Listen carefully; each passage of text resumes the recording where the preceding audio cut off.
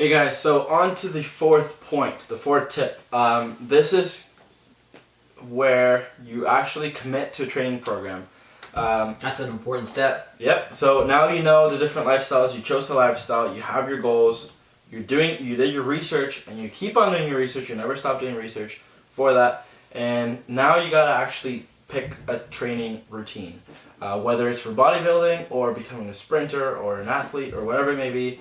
You need to follow some sort of routine because your body has the capacity, which is amazing, to adapt to your environment, to adapt to the stresses that you place upon it. So, for example, if you're going to be weight training, your body's going to adapt to the weight training by building more strength and building more muscle. That's why you got to make a period. How do you say the word? Periodize? Periodization.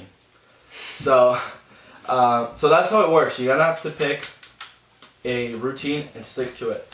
We highly suggest that you pick beginner routines because they're oriented towards beginners, because they're going to have exercises that are going to build your foundation before you move on to the advanced exercises that may make you prone to injury, for example. Yeah, compounds before isolations. You got to learn how to translate strength through multiple joints at the same time. Those movements that translate into real life movements, those are your foundation. Those are super important.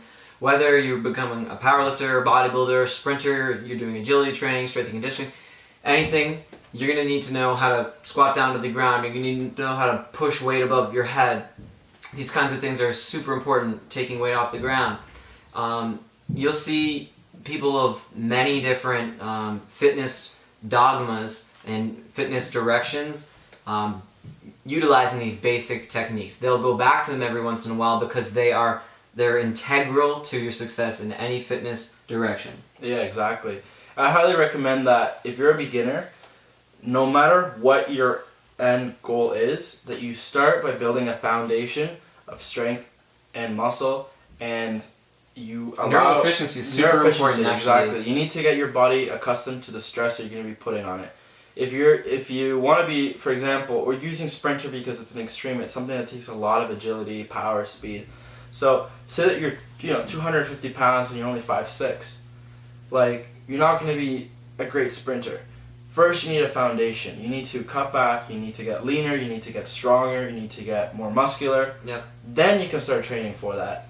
And so the first thing that you got to do is actually find a training routine that's going to help you meet those first goals. Remember that we set long-term goals, short-term goals, so you got to start off with the short ones.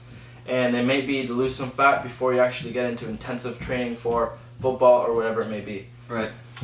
So yeah, take this step, and we highly recommend a beginner routine because it's really going to focus at helping you build that foundation of movements. Teaching your nervous system how to activate certain muscles. That's something a lot of people overlook in beginners. They're trying to say, do you feel that there? Like, you should feel it here. Well, they don't know how to yet. They haven't had enough experience there.